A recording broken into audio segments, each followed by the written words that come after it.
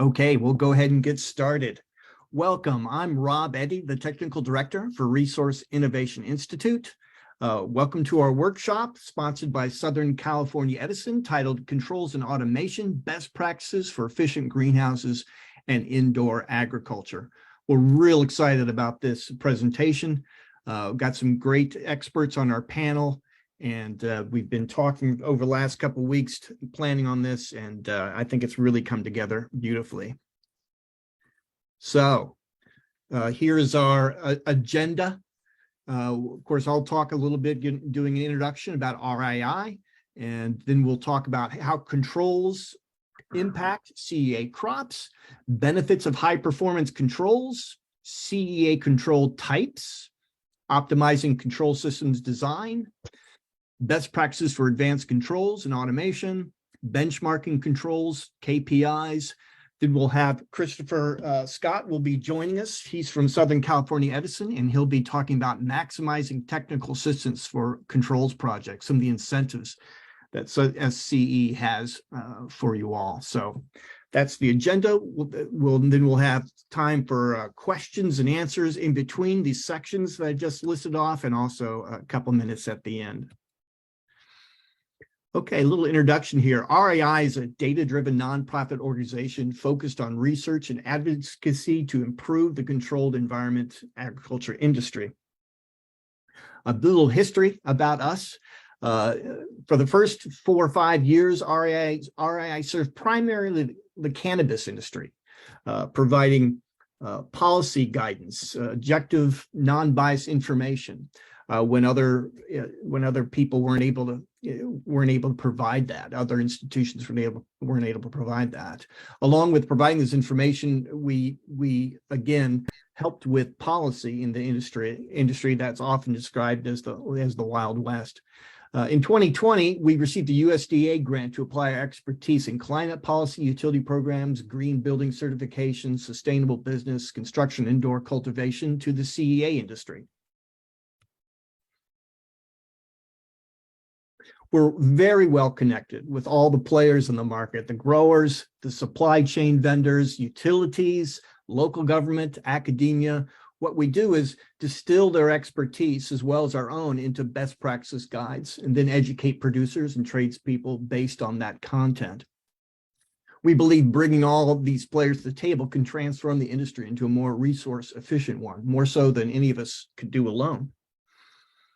So we started this by developing working groups, experts who are members of RII, their companies or their consultancies, and they form a technical advisory council for RII for specific subjects such as water circularity or HVAC or lighting. They help us capture industry and scientific expertise into the best practices guides. And they shape the scope, the outline, the terminology, and the key issues, challenges, and benefits, and help us describe the technology and best practices in a way that's brand agnostic. So the working groups are great because they take off their company hats and put on their industry community hat, and we're grateful to them for that. If this sounds like a role for you in your company, you can consider becoming an RII member, and you can be invited to join one. We'd love to have you. So we have a library now with best practices guidance available in our catalog at the RII website, and Carmen can put that up in the chat for us in case any of you are interested in checking it out. This year, we published a best practice guide for CEA design and construction, as well as for CEA HVAC design, installation, and maintenance. Next year, we're going to publish one on water circularity. We're writing that one up right now. And then as the year goes on, we'll be starting one on CEA controls and automation, a more detailed look at some of the subject that we're diving into today.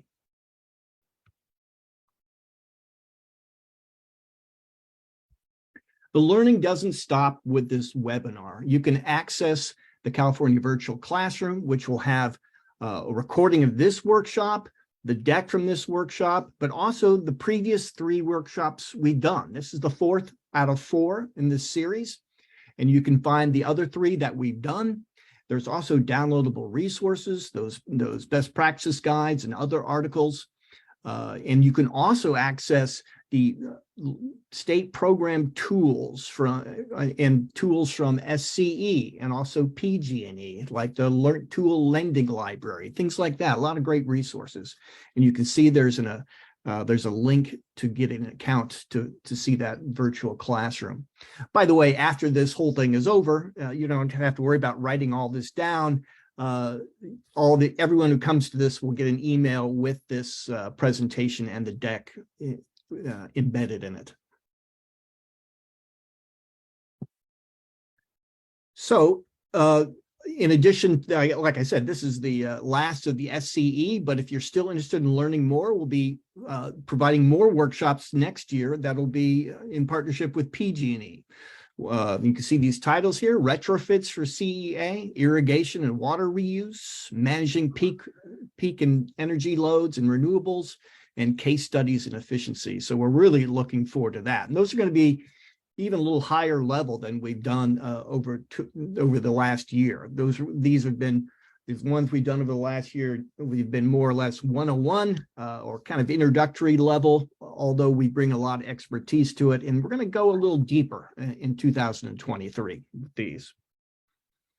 So the purpose of today's workshop is to encourage cultivators to participate in Southern California Edison and California efficiency programs.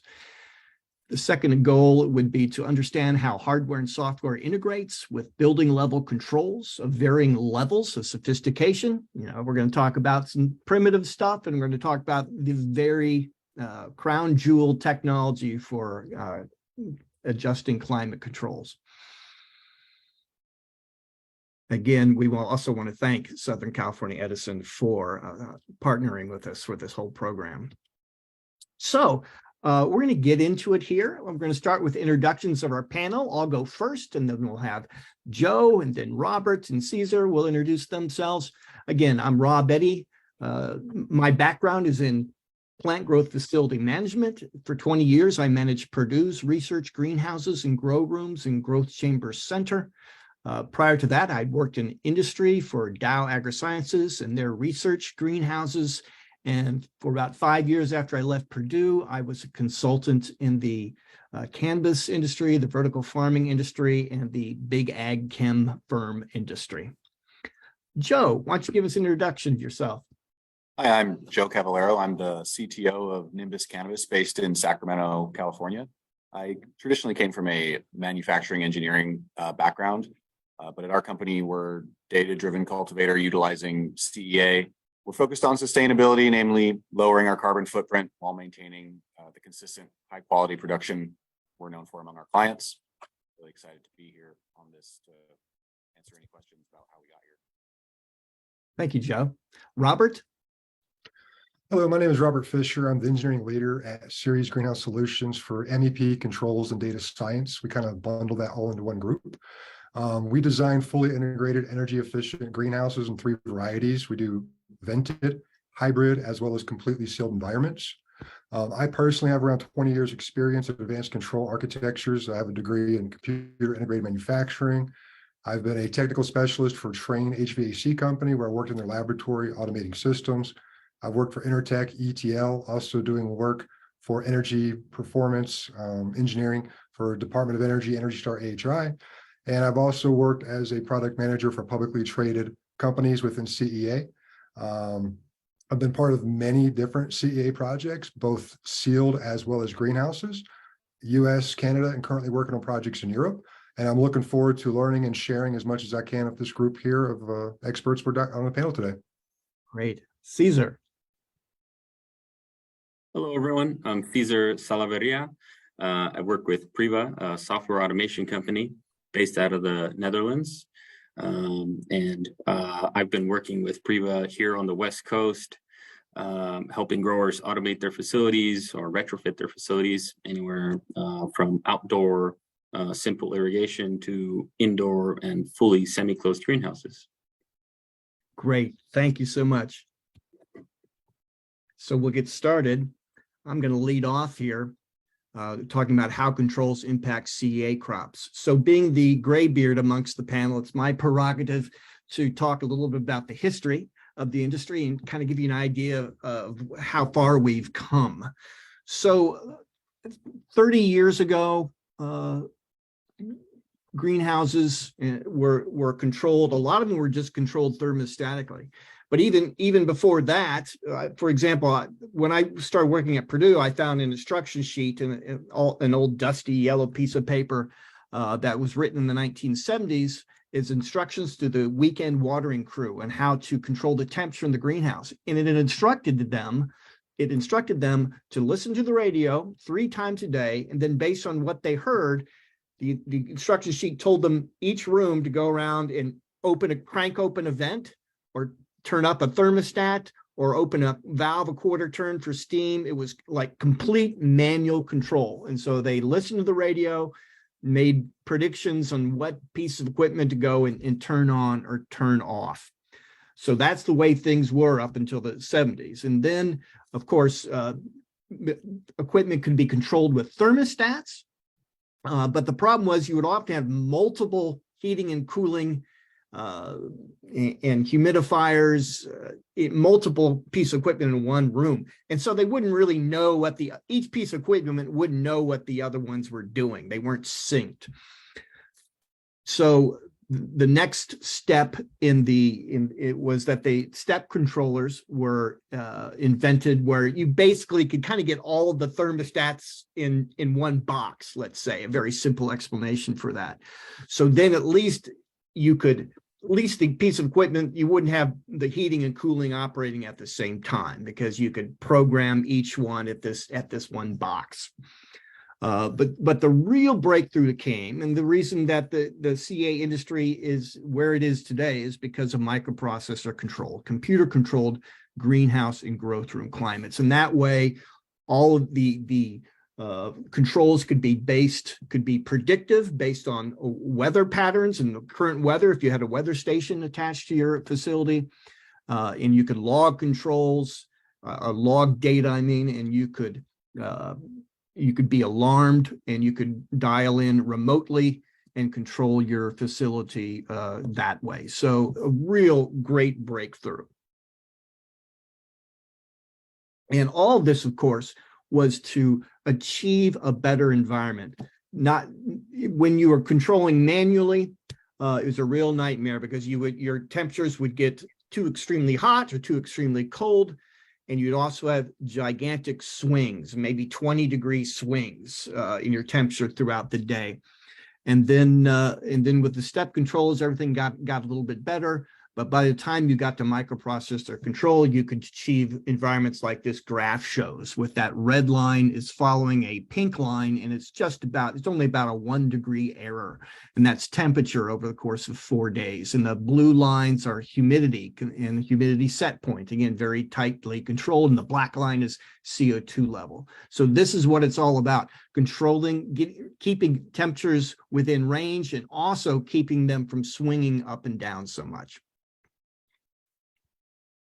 Next, we're going to talk about the benefits of high performance controls. I'm just going to do one slide here and start turning it over to our panel. So some of the benefits include, of course, the great temperature control, so you could optimize plant growth. This would allow you to get more consistent yields, and you can predict your yields a little bit better. You could reduce operating costs. You could automate your systems, and you could do predictive troubleshooting. By that, I mean, see this graph here, the yellow line in this graph is the temperature, and the blue and red lines are the set points. But you notice that yellow line doesn't follow the blue and red lines very well in the early morning. That's what it's going from night to day.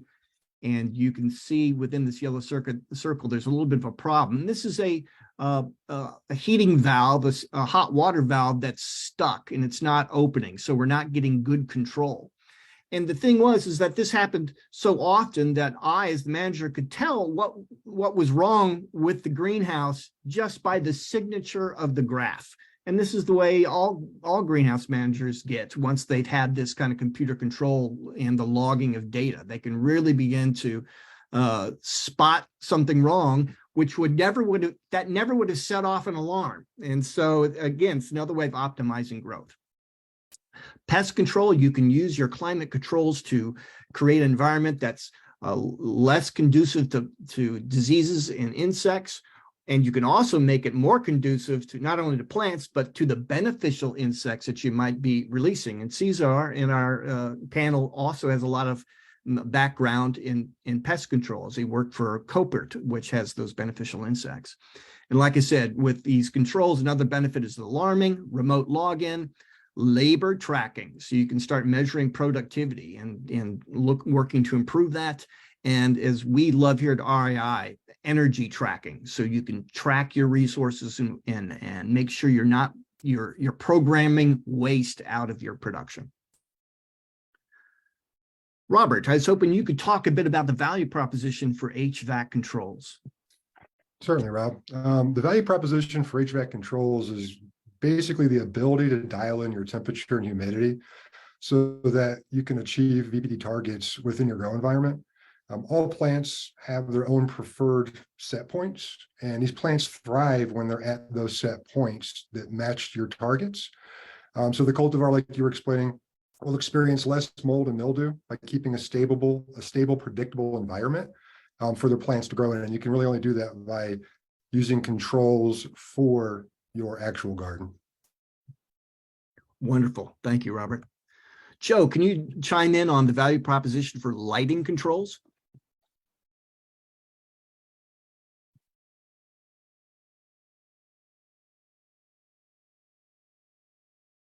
Joe, are you muted? Sorry about that. I was getting noisy up here. No problem. So the value proposition in lighting, just in the same way as HVAC, getting the right, I'm, told to call it chemovars in cannabis because you can give a clone to one grower and another grower and get two completely different results.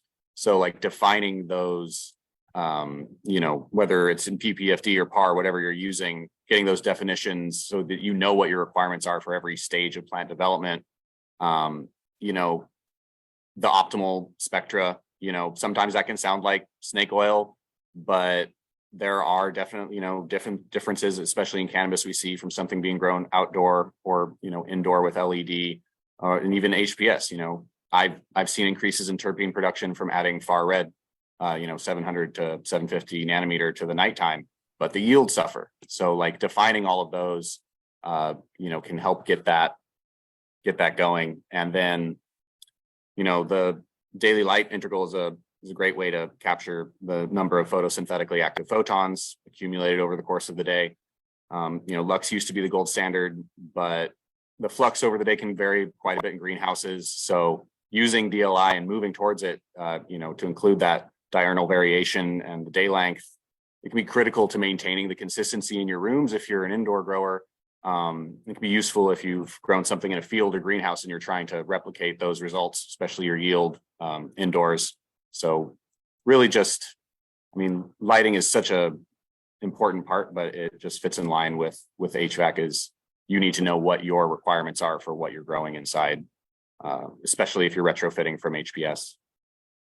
And we'll be returning to light in the next two sections, but that was a great overview. Real quick, Joe, I love what you said about experimenting with red light at nighttime. Was that just for a short period of maybe an hour, or how long did you have? Well, we did it for the entire night, and we were given, we're always given testers by manufacturers. This was Gavita giving us something that they were going to release, but for whatever reason, and we didn't do enough of experiment to figure out why. The yields suffered a bit, but the terpene percentages, we got up to 5% on that strain. But, with the yield suffering, consumers not driven by terpene content right now. They're driven, and neither are, is our bottom line. So we don't use those, but it's really an interesting technology that we're going to watch going forward. Because if we can figure out because it could have been an environmental variable. It could have been some HVAC that made it that way, or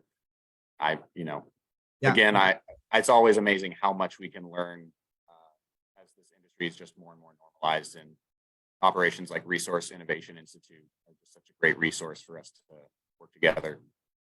Well, thank you for that. And I've heard of light spectrum treatments for disease control as well. So there's going to be a lot we still got a lot to learn. Hey, Cesar, you've got Priva does not only controls for temperature and humidity and light, but I know you do a lot of water controls. Can you tell me about the value proposition of this? That's right. Yeah. So, I mean, the value proposition for water controls is really being able to use your water in the most efficient way possible, especially for people here in California where water is scarce.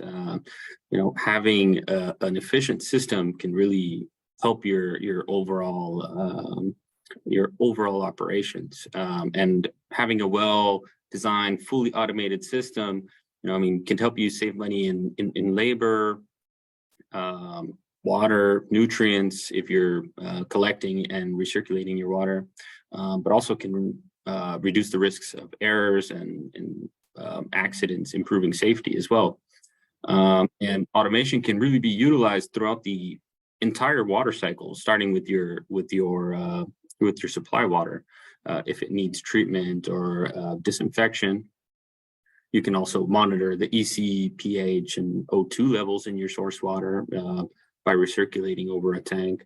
And you can also use automated fertilizer injection systems that can help you inject your fertilizers and acids accurately, but also allowing and giving the ability to have flexibility as a grower. So if you need to change recipes or adjust recipes on the fly, having an automated system would give you that ability.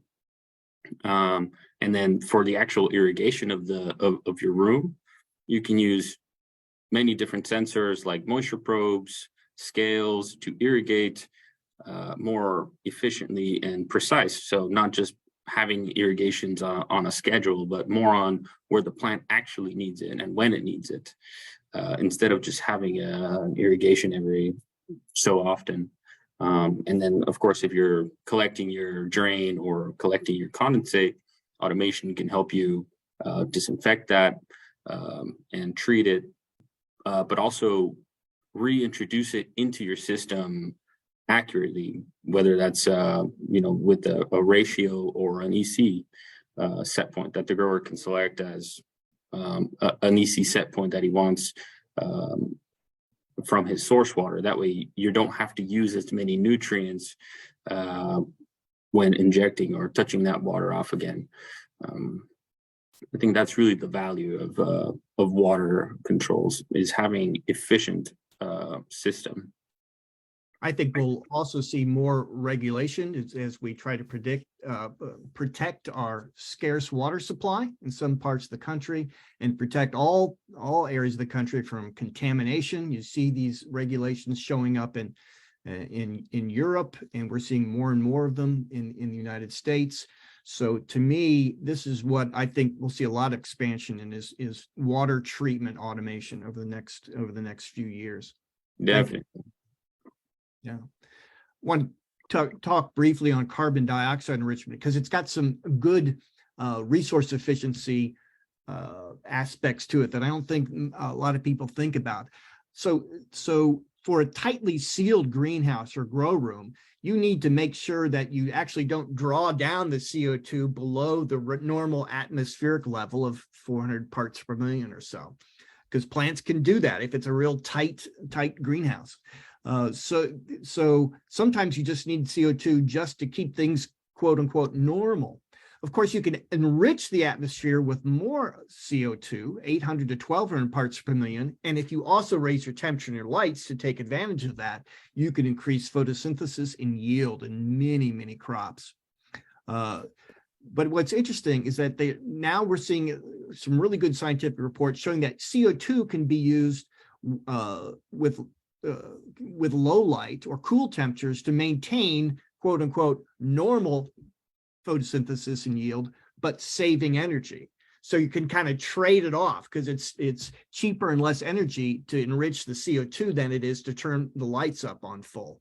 So you can see that CO2 over the life of a facility, you could start off, if you're the cannabis industry, for example, when the prices are really high and you just want to maximize yield, you can start by enriching to 800, 1200. But after a few years, when the market saturates and you're not getting so much money and you need much profit and you need to reduce your operating costs, you could use CO2 to save on your operating costs. Okay, we'll move to our next topic, which is CEA control types. Robert, could you talk to us a little bit comparison of traditional indoor HVAC with high performance? Certainly. So what you're looking at here on this slide is pretty much traditional indoor HVAC. Many grow facilities have been built with this type of equipment. Some are successful and some are not. These facilities typically use comfort cooling equipment, such as a standard rooftop unit, maybe some mini splits or VRFs, possibly cold water chillers. And all that equipment is only geared toward what we call the sensible envelope, or the actual heat you can feel. It is not geared towards the actual moisture in the room. And there is a massive amount of dehumidification that must occur within these grow environments. So whenever people are using traditional indoor HVAC equipment, they also have to deploy standalone dehumidification in quite quantities in each room, because they only take out so much per unit, and they actually adjust according to the environment they're sitting in. So if it's a cooler environment, they won't actually perform as well as if it was a warmer environment. So at the end of the day, you have a lot of systems that could be working against each other, and maybe they can work it out.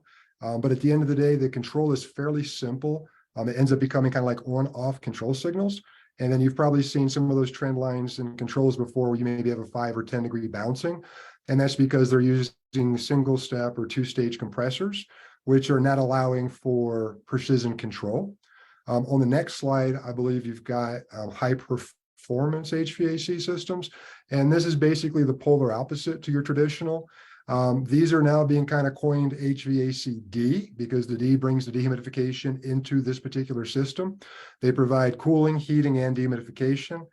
These type of systems is usually a DX with reheat, possibly some desiccant wheels, or a classical cold water, hot water chiller combination for, chiller and boiler. You use 4-pipe type fan coils or handling units, and you can dial in precision temperature, precision heating, and precision dehumidification and get really great control over your environment. Traditional type equipment, you can typically operate with a simple control algorithms. This type of equipment gently gets more complex because there's a lot of analog valves in the area where you're actually having to tune the valve to get the exact amount of cooling or heating through some, certain valves. So these type of systems can be more complex. They're going to cost you a little bit more. They're going to be a little bit more costly to actually control. But at the end of the day, your ROI will show, because your energy efficiency in your building, as well as your crop, will be more successful. And you have a lot more flexibility with that actual grow environment. Oh, that's great. Thank you. And I forgot to mention to our listeners that if you want to ask a question, I will stop at the end of the sections from this point onward. I'd forgotten to do that in the last 2 sections, and I apologize. But you could also write comments or questions in the meeting chat, and we will address those as they come up or at the end of each section. You can also, if you choose to, could do the hand raise icon on the Zoom window, and we'll call on you for that. And of course, at the end, we'll open it up for any further questions. So let's move on to considerations for lighting controls. Joe, do you mind jumping in here? Sure. I'll just go down the list. Wired versus wireless. I feel like wired systems are generally more reliable. Sometimes you don't have that option though. And in that case, redundancy can be a good solution if you have to use wireless controls.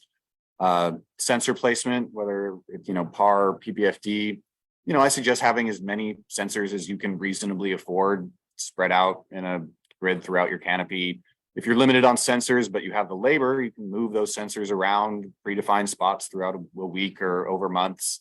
Your goal to maintain consistent lighting across the canopy, so you can identify lighting malfunctions or drop-offs. I mean, it's a great troubleshooting tool to have those sensors. It's generally one of those things that gets left behind though in a model or a budget, because it can be a really high cost. I mean, most controls these days for resolution and accuracy are head and shoulders above what we've had in the past, but you need to make sure, if you're growing full spectrum LED, you're going to want a totally different sensor than if you're growing with HPS or, even sunlight. So make sure you have the right sensors, but any good consultant will help you out with that. I'm a big fan of systems integration at any scale, but if you have the right team dedicated to all the lighting, standalone can work, but it's about you and your team's bandwidth a lot, striking the balance between getting actionable data from these sensors and not creating too much extra work for your team. So a good consultant can help you break that down. Anyone that RII recommends, as far as maintenance goes, the sensors can get occluded, by trichomes in my industry, dirt, water, everything. So regular cleaning should be part of your processes when you're, putting these sensors in. You can't just set it and forget it, because then you just get some wrong data and those lights are fine. Don't want that. But that's what I would consider for those. Excellent. This is such a big topic, lighting. Cesar, do you mind doing the other half of this, which would be feed forward controls for lighting and some of the considerations for that? Yeah, definitely. So, for light controls, you really have two different methods. So you have on-off controls and you have modulating or dimming controls.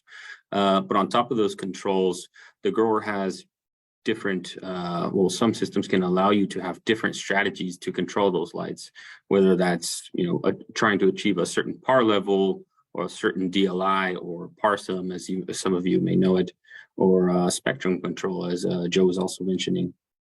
So there's different controls, or there's different strategies to control your lights, and feed forward controls really helps for controlling when there's variations in your lights. For example, in the greenhouse, you might have a sunny day, but there might be some cloud cover here and there, and having a system with sensors within your greenhouse, you can modulate your lights to maintain, like I said, a certain par level or achieve your DLI or parsum that you want to accumulate throughout the day. So these different feed forward controls can help you not just turn your lights on for 12 hours or whatever, but achieve a certain strategy that as a grower that you're looking for. It's going to give you the advantage that your crop needs. Thank you. And there's so much great science rolling out on this as well. For example, a DLI is how much light accumulates over the course of one day. It's a daily light integral. And the research has shown that if you have a target of a certain DLI, let's say 40 moles per day, which is a common recommendation for cannabis, it's been shown that if you can spread that out over a longer period, maybe with cannabis, this isn't a great example. Let's say tomato. Let's say you want 30 moles per day of DLI. That's spreading that DLI out over a longer period, same accumulated level, but you spread it out over a longer period by having a lower light intensity, that you'll get better yields. It's like plants can't always respond as well to lots of light all the time. You can kind of keep it, bring it down a little bit, but let it be exposed for longer periods. So that's just one example of what's well, Robert, actually, for the cannabis industry, we have done that where we'll have a higher, par level for half the day in a veg room, and then lower it down to something much lower, because the plant's just looking at that DLI, and it's gonna get that extra bump in someone's veg stage. If they, I can't afford to run these fixtures 24/7, or I just don't have the power for it with the rest of my facility. But by supplementing it, you can keep that photo period going and keep them vegetative. So we do that in the cannabis industry sometimes. Fantastic. And then the next level is you could lower that light level down when it's the peak load, peak energy rates. You can lower, if you know when those are, you talk to your utility company, and you find out when the peak rates are, and bring down your light level during that period, so you can save yourself some cost. And that can now be automated. So this is really opening up. Cesar, again, do you mind talking about water controls and fully integrating controls? I know we touched on this a bit, but there's so much going on here. There's water treatment. Now you see a lot of remediation of irrigation water. You're seeing remediation of condensate. Can you jump in and talk a bit about this? Yeah, for sure. I think the biggest thing to remember is that all of these different pieces, whether it's your lights, your irrigation, your energy, your HVAC, all of these things are connected because they all influence each other. And that's really the beauty of having a fully integrated control system, is that your control system knows that these things are connected, and it knows how certain things are going to impact your climate. And that allows the control system to maintain a more stable climate within your growing zone. For example, if you're controlling your irrigation and your lights and your HVAC, when you trigger an irrigation, your system's going to know, all right, my humidity is going to spike. Therefore, I can turn on dehumidifiers before your humidity actually spikes. That way, you maintain a more stable climate. Same thing with your lights. When you turn on your lights, your system can know, all right, our temperature is going to rise or may rise.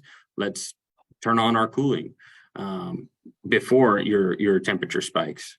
So having a fully integrated system really allows for a really stable climate, and you don't see your graphs like on typical feedback controls or on-off controls, where all of your equipment's chasing a set point and turning on and off, on and off, on and off, and that really puts a lot of stress on your equipment.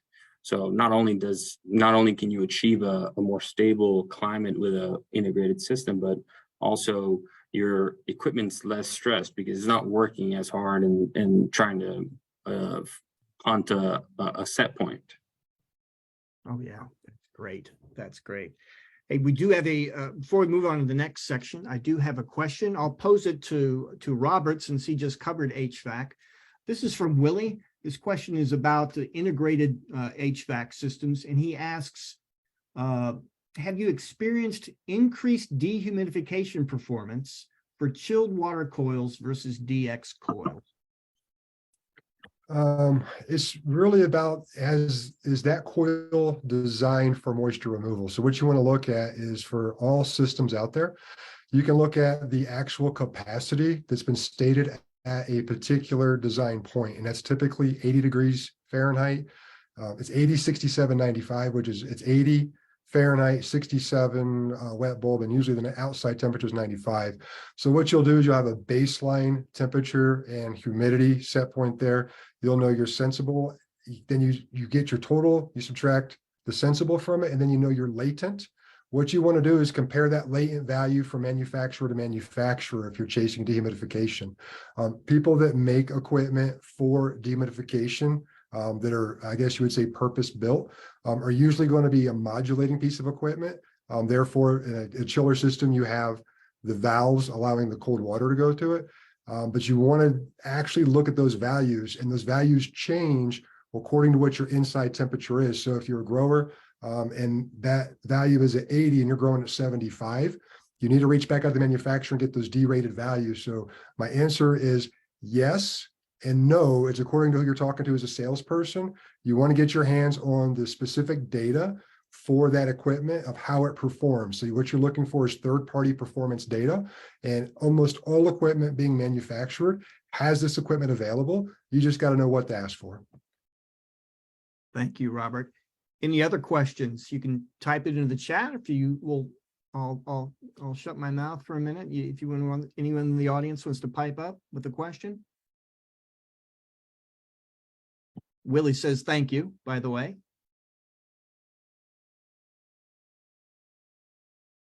Okay, we'll move on then.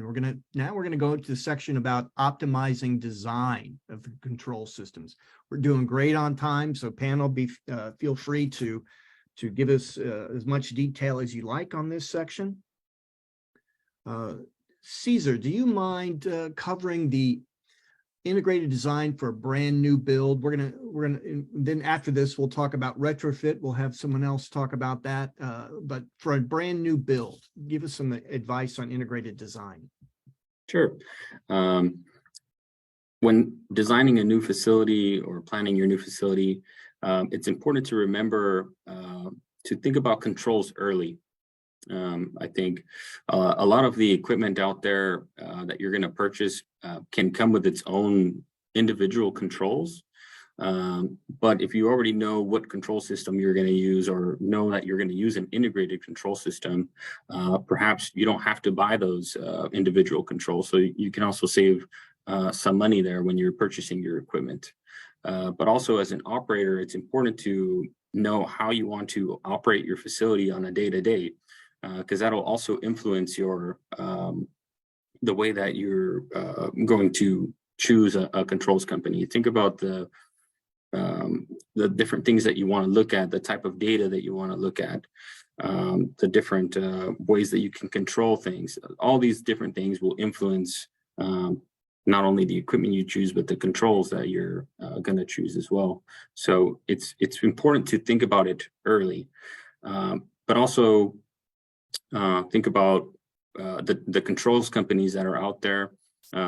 Think about that the controls company that you select is going to be part of your project for forever, really, as long as your facility's open. Because once you buy your facility, in your equipment, your controls company is what you're going to use on a day-to-day basis, and you want somebody that's going to be there when things happen, whether that's good or bad.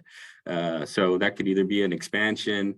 You want to be able to add on to your system, but also when things happen, and unfortunately, things are going to happen. So you want to have somebody that you can call and is going to be there to pick up, or that could be on site within a moment's notice.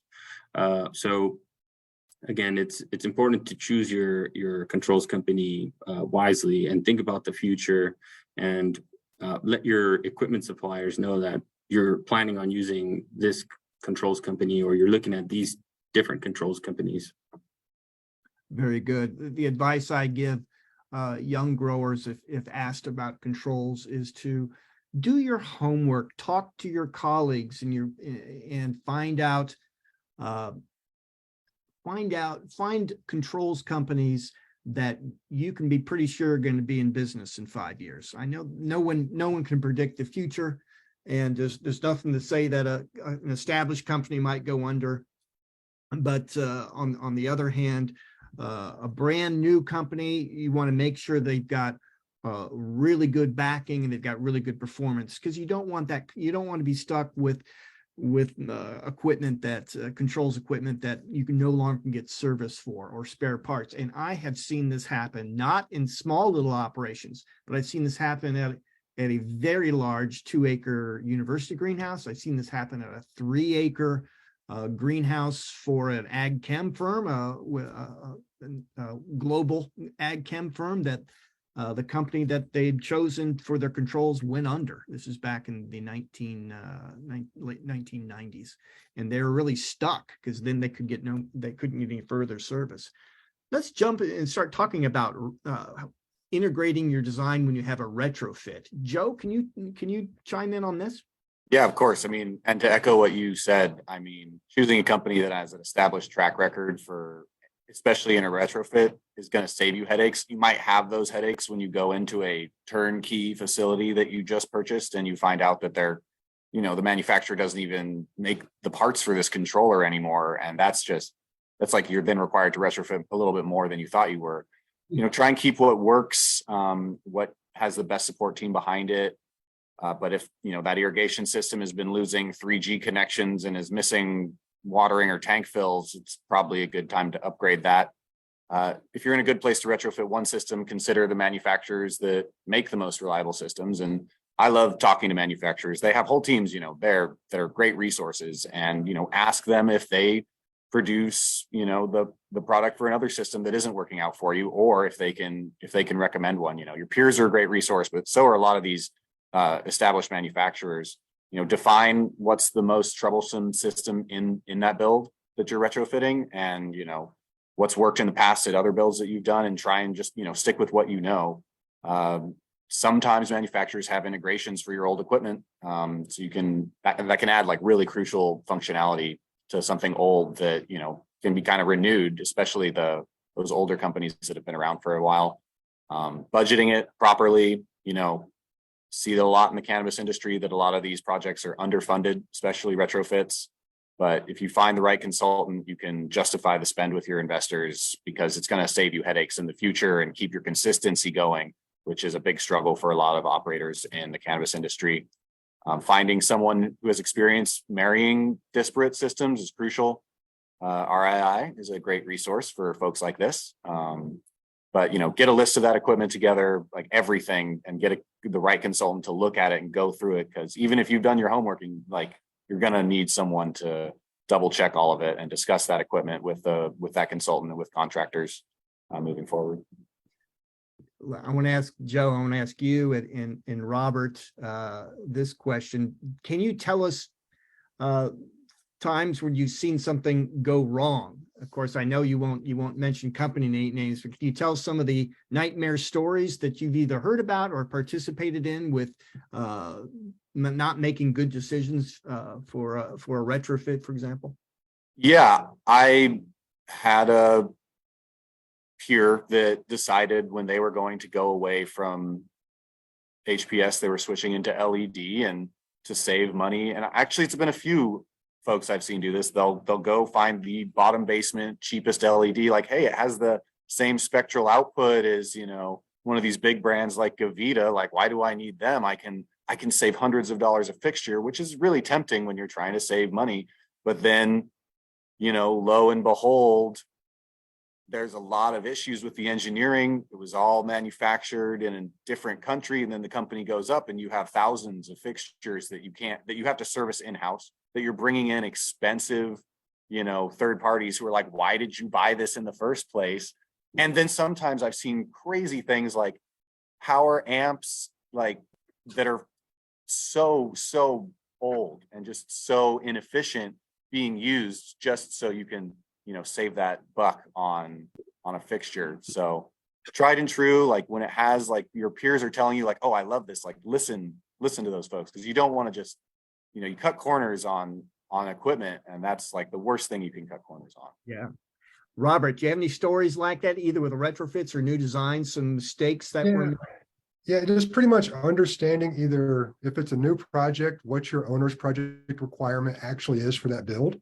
Kind of know what you're asking for, know your set points, know the life expectancy you're going to keep the building.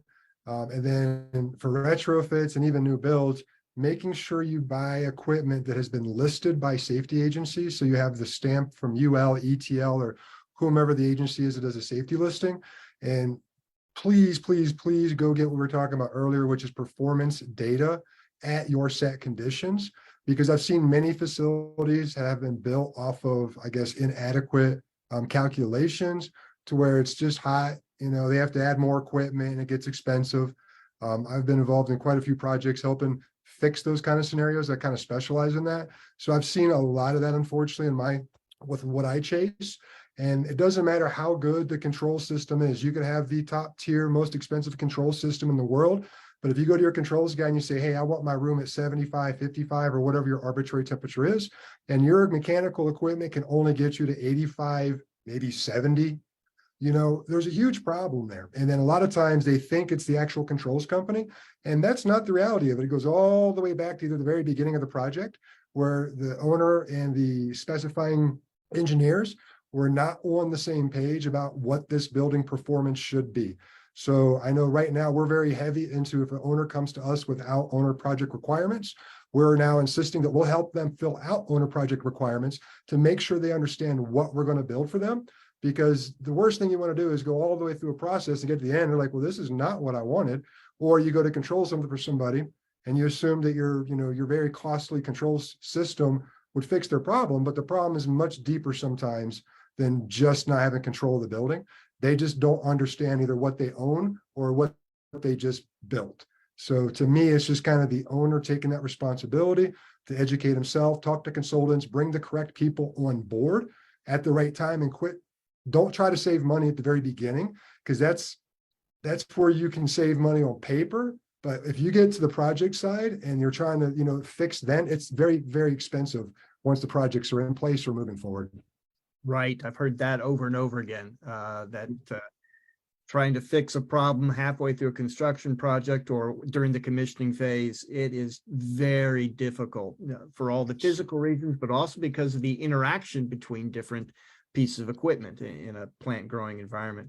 Well, that's where we see a lot of these, projects end. They're half built out, and that's what, a lot of operators go into, and they find all these half finished projects everywhere. And they're like, I don't want to touch that one. Like, what is that about?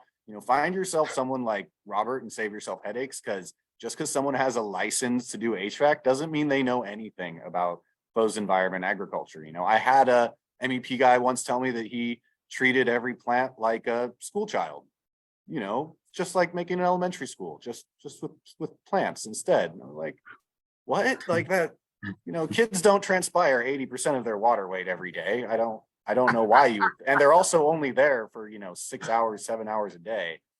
But yeah, that's well put, because a lot of people new to this industry don't realize that how new this whole concept of indoor farming is, and that the HVAC community is used to offices and processing labs and data server facilities, but none of those pose the same challenge that a room full of plants does. And so it's not like this is old news. This is stuff that has only begun to be figured out in the last 7 or 8 years, which is not very long in the horticulture industry.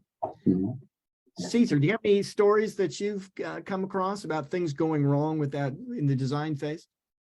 Yeah, I think for retrofits, I've seen it a couple times where companies will they'll want to move into a facility and they buy equipment without first making sure that they have enough power to power that equipment, and then they end up with hundreds of lights or pieces of equipment that they can't even use. So I think it's something that I've seen, unfortunately, quite a bit. So I think it's important for people to remember before you purchase your equipment on a retrofit, make sure that you have enough power to use it. Oh, great advice. I've heard, I haven't been involved in any projects like that, but I've heard about them, and sometimes, depending on how busy that municipality is, that energy utility, I should say, it may take over a year for them to bring that power to you, particularly if you're way out in the middle of nowhere. Yep. And looks like we have another question that I'll go ahead and ask now. Another one from Willie. It says, do your clients do load calculations when designing their systems that quantify not only peak sensible and latent loads, but also the range of sensible heat ratios a grower can expect to see over a growth cycle or over the course of a year? I don't know many clients that know that information. Sometimes we have people come to us with, proposed information. We always, I would, for the lack of better terminology, fact check them and run our own numbers to validate. Sometimes people are close, sometimes they're way off. The one number that most people are off on is the reheat values of how much reheating, if they're doing a high performance system, is required to actually bring the temperature back up to suitable temperatures for the room. So I would say if somebody does come to anybody, if the client comes to us, or I'm assuming most other companies, we'll look at that value, but at the same time, we always go back and run those numbers ourselves, ask the right questions, because sometimes people just don't know what goes into those numbers. They may be just doing sensible loads. They might not understand the true transpiration of the plants and how much moisture that can actually create. So we always check ourselves and run our own numbers, and then we'll, kind of provide that back to the client of this is kind of what our calculations are. And then we'll tell them why we came up with those numbers and maybe how come they are off, if they are off personally. Oh, wonderful. I put the slide up a little bit early so Joe could read it. Joe, if you could talk about planning lighting controls. I know we've had so much fun that some of these bullets may have already been covered, so I gave you a little bit of a minute to look at that. Do you mind chiming in? Sure, yeah. Facility location, obviously you really want to take that environmental impact on your equipment. Can you have backup power operating, in that zone? A lot of places won't allow you to, bring in a a diesel generator or whatnot. So keep all those things in consideration. You don't want to just be stuck there halfway through your cycle and then your power goes out for a couple days until you can solve it. Crop being grown, obviously, yeah, lots of differences between something like mushrooms or cannabis, but you know, any good consultant's going to help you parse all that out. If you're using sunlight for your season, like how much supplemental light do you need to keep your, you know, greenhouse going all year if you're doing you know, something like that.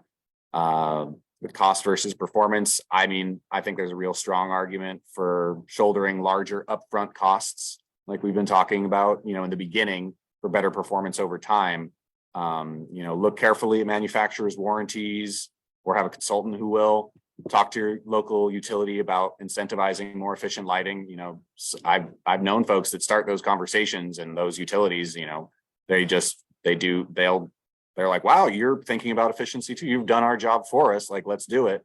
You know, whether that's, you know, an energy sensor in your system, or switching to LEDs instead of HBS. Perpetual harvest, to the cost point, if you're running these lights for 12 or 24 hours a day, 365 days a year, will generally be more expensive to replace cheaper products than to bite the bullet up front for something like LEDs specific to your crop. Maximizing production, can you go vertical, you know, instead of doing an HPS room, especially for cannabis? You know, if it's more upfront costs, but you get the right LEDs in there and you can maximize production and save money on power, double your square footage at the same time. And I know how expensive cannabis real estate is right now. So really just everything up front is way better than trying to go back and retrofit or fix something after the fact. Because a lot of the retrofits I know are just, you know, new owners coming into someone else's failed project. So you don't want to be that failed project that didn't take all this into consideration. Training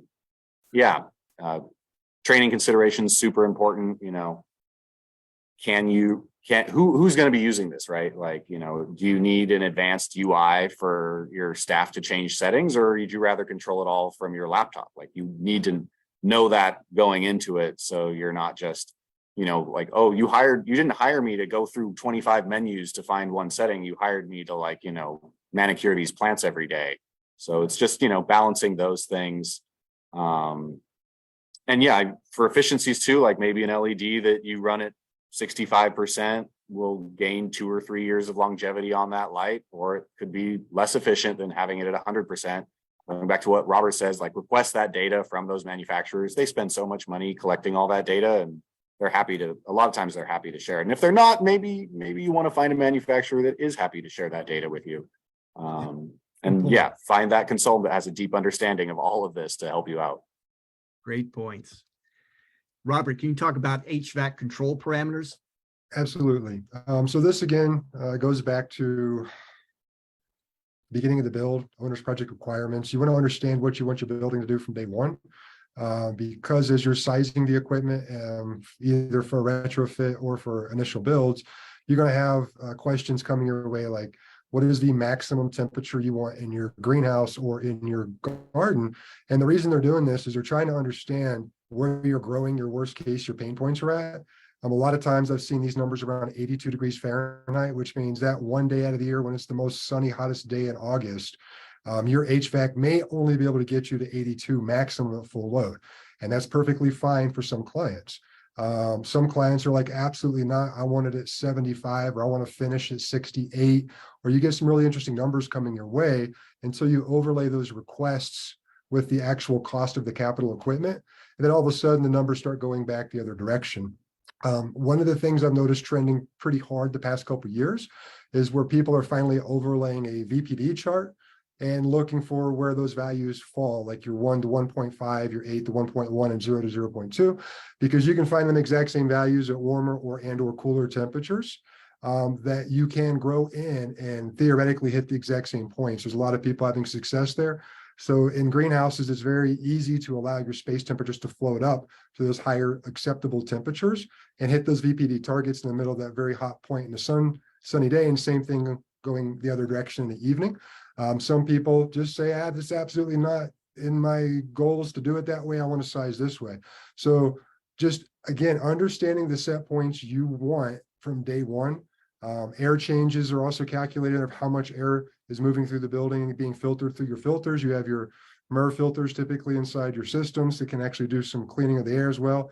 So all those set points that come at the very beginning will trail you through the entire life of your building.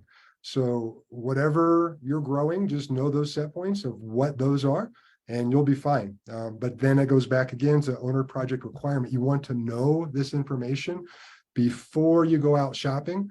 Don't just go shopping for stuff and because it's big and fancy look and say that's the document or that is the equipment. Get the documents to tell you what it does.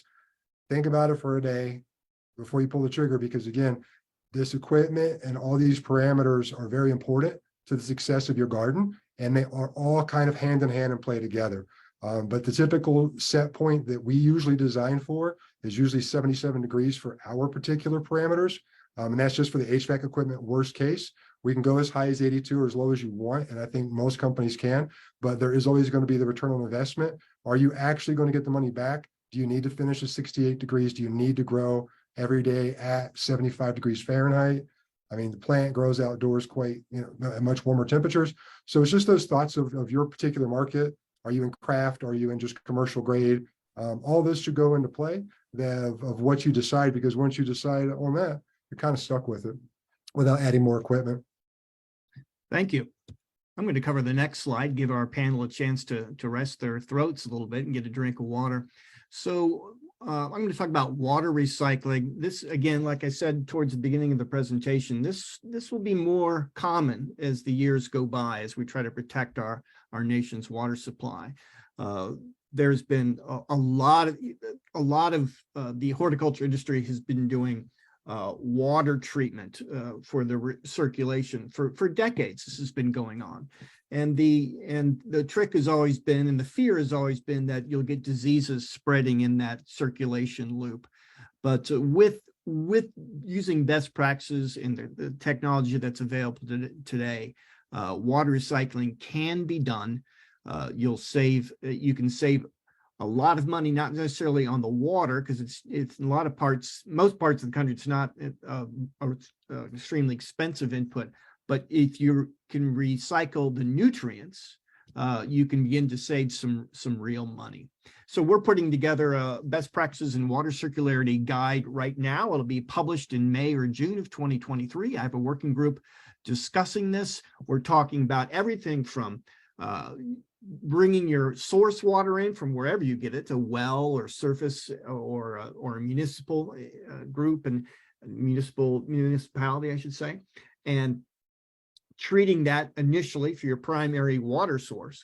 But then we're also describing the disinfection and the filtering that would need to be done if you're recapturing that irrigation water, and then ways that you can recharge the nutrients without stripping all of the nutrients out using reverse osmosis, because reverse osmosis creates a lot of brine waste that just goes straight down the drain. So it's a bit of a problem, and it wastes water, and it also is creating a waste stream. That brine is a little bit harder for treatment plants to deal with. And then we're seeing, and I have to give credit to the cannabis industry for this, the reusing condensate from HVAC units and dehumidifiers. And we're now learning what might be in those. There might be some algicides that were used in the HVAC unit to keep molds or growths of algae growing in the pan or anywhere where the water's sitting still. And maybe there might be metals associated with the galvanized piping or the copper piping that you need to be careful. But beyond that HVAC condensate is pure water, and it can be used as then your secondary source to mix with your incoming primary source instead of using RO. So it's a very interesting system and topic, and so that I encourage you to read up on and talk with your vendors. There's a lot of companies out there that also specialize just in water treatment and fertilizer delivery. Well, in Sacramento, at least in California, we're required to have reclamant tanks at the end of any water stream so that we can test it before it goes to the treatment plants. We already collect all of our condensate, and we can run that through a secondary RO skid, just the condensate. The nutrient, reusing the nutrients is a wonderful thing, because even you save more money on one of the more expensive inputs in our industry. But it's already becoming the norm in California. I'm pretty sure it's going to be required here pretty soon. So it's coming. Good point. And in Europe, the Netherlands, they're already highly regulating the waste, that it can't have you can't discharge. They have zero liquid discharge in their greenhouses now to protect their water supply. So pesticides, you can't release anything with pesticides in it, and or nitrogen or phosphorus that might foul waterways. So is there any questions? It looks like we may have one on the meeting chat. It says, let me see. Okay. Do you know of any reclamation systems out there that are actually doing this, recovering nutrients? And the answer is yes. We'll be writing about it in that best practices guide, but if you contact companies like DRAM or Netafim, I'm just trying to think of companies. These aren't necessarily anyone I'm endorsing. I'm just these companies that do fertigation and water treatment. These are the folks who are on my working group who are giving us this advice on how to do it. There's also research coming out of Utah State where they've developed a way that you can come up with a refill solution for your hydroponics that isn't the same as your initial fertilizer solution. And you've custom designed it to be just the refill solution. It's a little bit more dilute, but just what that particular crop needs. And you can just keep adding that and not have to dump out any of your water like is so common in hydroponics. Yeah, Willie, what we've experimented with doing, what we're going to be trying to do with future builds for recirculating is, you're generally going to be having a few different recipes, and rather than find some skid that can do all of that for you, you just make sure you have the automation of where the water is flowing, so you're just reusing your veg as much as you can, or you're using your early bloom recipe as much as you can, and it's just going back to those tanks. Maybe there's a little EC adjustment that needs to happen by diluting it, or a pH adjustment, so it's right there for the plants. But we've had good success with that. So it's coming. I'm excited about the products. There's also, you should check out, I think it's Hydrologic or Hyperlogic. I forget which one it is. But Yeah, there's several out there. yeah, and it would be runoff reclamation. So it'd be, we reclaim everything from the tray, pump it right back into the right reclamant tank. But, you got to have the automation, so you're not mixing your early, your veg recipe with your late flower recipe from another room, because then you're just going to have a completely useless mix that you'll want to have to send to, and unfortunately, to an RO to start at zero again. So I've gotten this behind schedule because I'm having so much fun and learning so much from our panel. But let's jump into our next subject of best practices. We got a couple slides here. Robert, can you talk to us a little bit fairly quickly, a minute or two, about or maybe a couple of minutes, monitoring, calibration, and commissioning? Sure. So this is when you actually start to get to the fun part of these projects, I think, is when you can actually start to monitor, calibrate, or commission your project. Monitoring is basically your trend lines, anything that's been collected, data that you're observing, equipment and or plant functions in your building. Calibration is the offsets typically to sensors that are necessary to ensure you're reading accurate temperatures. Try to ensure you've always got at least one calibrated NIST thermometer of some type of whatever you're doing around your garden to validate all your other sensors. If it's low tech, you can just have like a written offset so you know what it is. If you get high tech, you have offsets or true calibration coefficients that go into the software and correct it for you. Therefore, you're always reading precise temperatures. And then commissioning is at the end of the project when everything's put together. At this point, you're going to start to turn things on. And you want to validate that when you send a signal to a piece of equipment, it turns on and turns off. One thing that comes after commissioning that people think commissioning does is the functional testing. Functional testing is one step further. This is when you're validating the equipment isn't just connected properly, it's turning on and it's functioning like it is supposed to, that you give your team that's building the project for you plenty of time to do the commissioning and functional testing, because you're going to have a lot of money and crop in there very soon. and you want to get as many bugs worked out ahead of time as possible. There's always going to be bugs in all projects. And it isn't until you get to commissioning and functional testing, you can actually have the opportunity to work those bugs out. Most projects, unfortunately, condense that timeline down for commissioning and functional testing. Typically, you've got 2 weeks by the time the project's turning on. They're literally bringing plants into the building as you're doing your functional testing. So just try to ensure you give plenty of time in your schedule for this activity. It's towards the end, and now everybody's excited, but it's one of the most important things to do is to validate your systems before you put the plants in there. And then once you put the plants in, you actually do it one more time, because you got to make sure that the responses are what you expect now. And you don't have just this big empty sensible box. You have sensible and latent, where that sensible is being turned into moisture from transpiration. So just give plenty of time for it. It's going to happen on all projects, whether you like it or not. And it's a very, very important part of all projects. Cesar, do you have a philosophy for when to begin this commissioning? Yeah, I think, like I was mentioning earlier, and like Robert was mentioning, you have to really think about this early, because again, this will determine what control system you choose. And like it says here, think about the conditions and the response to conditions outside of your target ranges. A lot of times people think about how we want to control this room, or what an optimal climate would look like. But unfortunately, things are going to happen. You're going to have power fluctuations. Your available power might be limited, and you need to think about what you want your control system to do in these situations, whether that's turn lights off or dim lights. If somebody leaves your lights on manually in a room, you need to have that procedure for your control system. Okay, the sensor is going to detect that the light's never turned off. What do you want to happen when that happens? Do you want it to keep irrigating full irrigation shots, or maybe just small shots? These are all things that you need to think about as early as possible, because like Robert was saying, like once you have plants in, I mean, these are things that you can't really test for, like,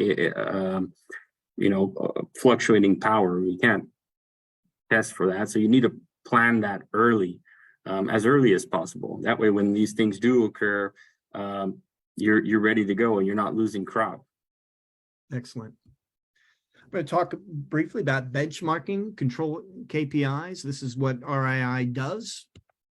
And follow this philosophy of you can't manage what you don't measure.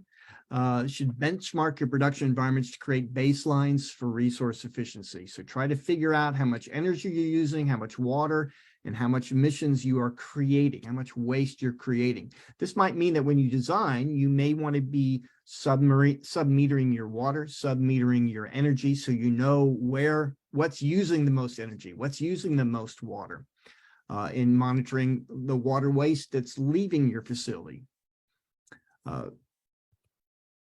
Okay, we use PowerScore. That's RII's software that our members can log into, enter their data and the size of their facility, and then PowerScore will tell them their KPIs. And along with that, of course, we're providing service. We're helping you enter some of that data. We're helping you analyze and evaluate these KPIs and how you can compare them year over year to improve your resource efficiency.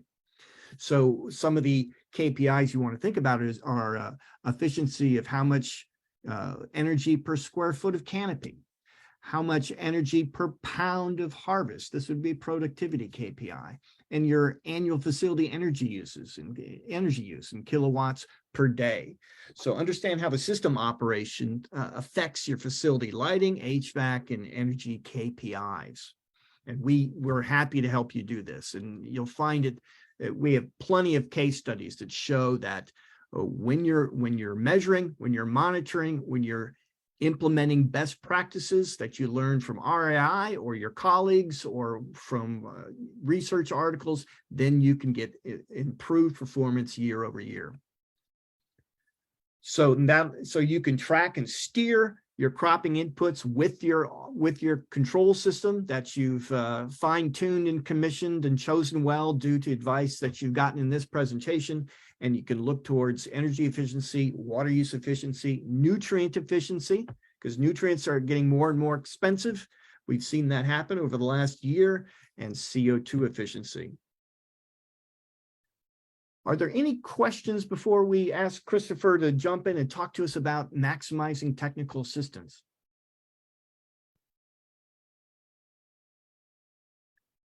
Okay, great. Well, Christopher Scott is from Southern California Edison. He's got some great information about their incentive program. So we'll turn this over to Chris. Thank you, and good afternoon, everybody. I apologize for not sharing my face, but I'm having issues getting onto Zoom on my work computer, so I'm operating off of my personal iPhone right now. Oh, gosh. So I'm here to talk about an energy efficiency program that it's being offered across all 3 investor-owned utilities in California. But I'm really here, of course, to talk about Edison's program. We're marketing it as the Summer Reliability Program. And it's a great opportunity for the very first time where we can actually offer incentives to indoor horticulture customers. Do you guys have my deck to pull up? Yes, I'm looking. I thought I had all those. Ah, there we go. I'm going to just kind of skim through some of this because I'll get us kind of caught up, and really I just want to cover the key items. Obviously, you'll be sharing this with everybody, but just for a quick update, is that the governor issued an emergency proclamation to free up energy supply for the summer of 22 and 23. We did get close to some outages in 22, but they didn't happen, at least in Edison territory. And there's still concerns about 23. So essentially, Edison's been allotted $60 million to try to develop fast energy efficiency projects where we can get, immediate grid impacts. But really now the goal is to get those grid impacts online in time for the summer of 2023. Next slide, please. The idea behind this energy efficiency program, it's a little bit different than anything we've done in the past.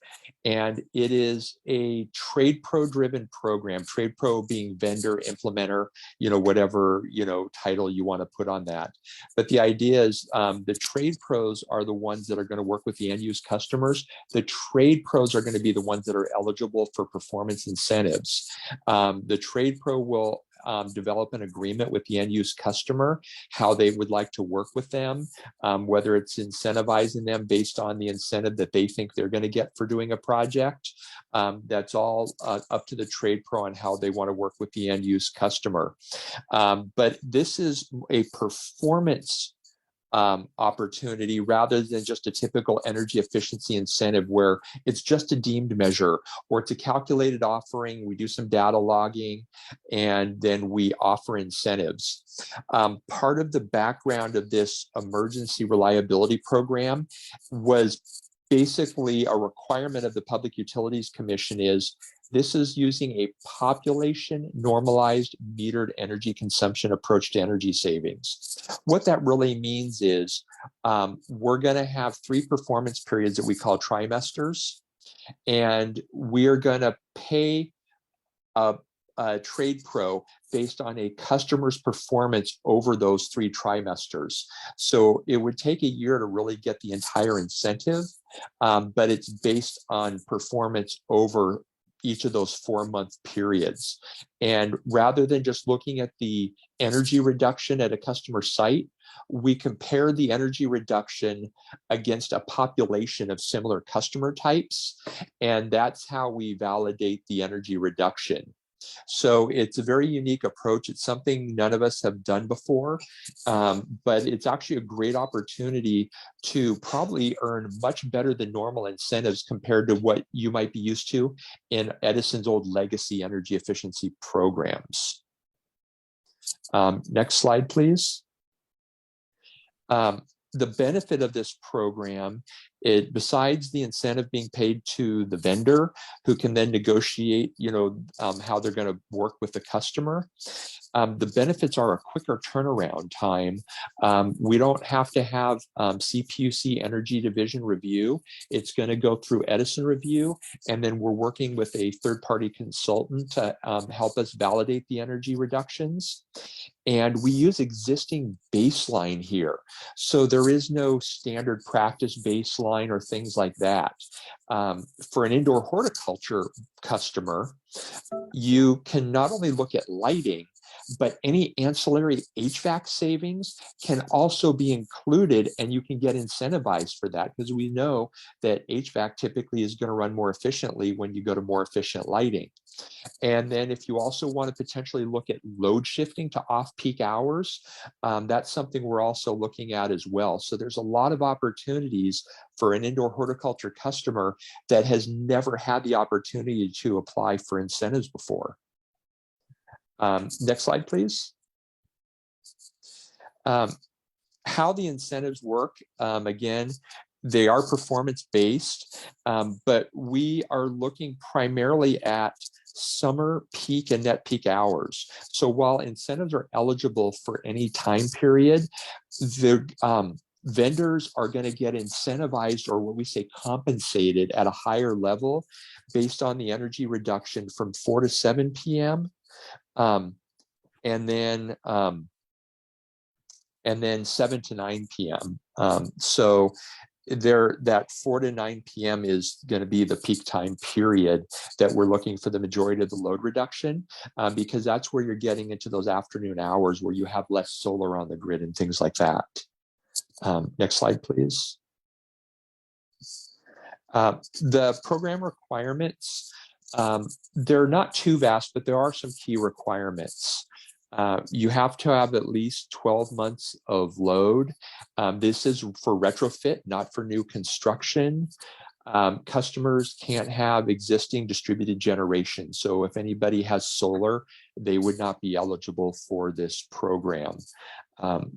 There's a few other requirements. If I'll give you the website addresses at the end where you can get all of our program materials. But the key is we don't want anybody who's done an energy efficiency project in the last 12 months, because we can't validate a proper baseline using a population NMEC approach. And we want to make sure no one's working on any other energy efficiency projects, maybe through one of our third-party programs. And then they can't have any distributed generation. So that's, again, no cogeneration, no solar, things like that. And this is eligible only for electrical savings, not fuel switching. There's no additional incentives for therm savings. This is not a gas eligible project. The Public Utilities Commission said this is for electrical savings only. Next slide. We have targeted customers that we basically did a study looking at our entire customer group to try to see who had the best potential. And one of the customers with the best potential were indoor horticulture customers. And again, it's super exciting to me, as why I keep saying it, is because we've never been able to offer any type of incentive program towards these customers before. So if there's any customers out there or any vendors that are looking to work with the customer that have been on the fence about doing an energy efficiency lighting project because of the cost or things like that, now is the time to hop on board, because we still have our program. We were allotted $60 million in incentives, and I still have over $50 million in incentives available for 2023. So money will not be an issue here. Great. Next slide. We'll skip the M&V plan. That's a little bit technical detail for the time we have left. But this is a really important page. This is how to get a hold of us. We have a program page available at sc.com/SRP. You need to be registered as a trade professional in Edison's Trade Ally community. So if you were previously registered, you're going to have to re-register, because we don't have anybody from any of our legacy programs who's still registered as an active trade pro. If you've never been a trade pro with Edison, just follow the link in our Trade Ally community and you can register. Also in that Trade Ally community, we have a direct link for all of our program information for the summer reliability program. program, you don't have to be a registered trade pro to actually download all of the manuals and M&V plan and job aids and things like that. Everything's available, no access required. Just go to our Trade Ally community page. And that's a lot I covered in a short amount of time because I want to make sure we left a few minutes for questions because I have a hard out at 3. But I welcome you to reach out to me. We do have an email address, Summer Reliability Program at sce.com, and myself and one other person are monitoring that inbox. So if this is too rushed or you want a lot more information or you dive into the program materials and you need more help, just reach out. We are going to give you the highest level of service with this program. This is a very high level, very important program that's got eyes from senior executives in the utilities all the way to the Public Utilities Commission. So it's really important for the state of California, and we are here to help you. Fantastic program, Chris. And Carmen has just put the webpage link on the meeting chat, if that's easier for folks to link to right now and bookmark. Before Chris has to leave in a couple minutes, any questions for him about the Summer Reliability Program or anything to do with Southern California Edison's projects?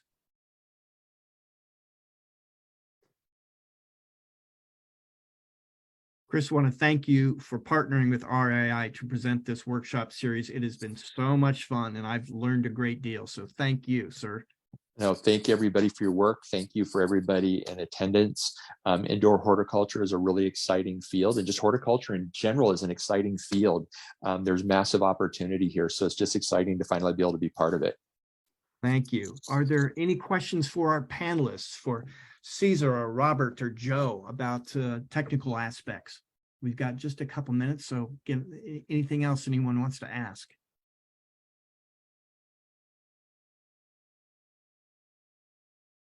All right. Well, we thank you all for. Oh, here's one from Willie. Are there any resources that quantify latent loads in a grow room? Any resources that quantify latent loads in a grow room? There's some standards slowly coming out through ASHRAE. TC 2.2 is a standard coming out to kind of lay some of this out. The bad news right now is there's not a whole lot of information standard wise out there, but there is a lot of resources online. You just got to make sure you're digging the right direction. So if you're just using, some of the key terms you've learned on here and just kind of do some Google searches, you'll probably come across some of it. My only warning there is just look at where the information is coming from. Just make sure it's a trusted, valid source, because there's all kinds of websites out there. Anybody can have them, but just try to chase down things like RII. I know there's a lot of information internally that's been generated through many of the different working groups within this organization, as well as any of the other ASHRAE or any of those other kind of groups out there. Thank you, Robert. And if you have questions you think of after this presentation, you can contact me or Carmen at our address here, and we can relay those questions to our panelists and they can get back to you. So let's keep the conversation going, everyone. Thank you for joining us today and have a good evening.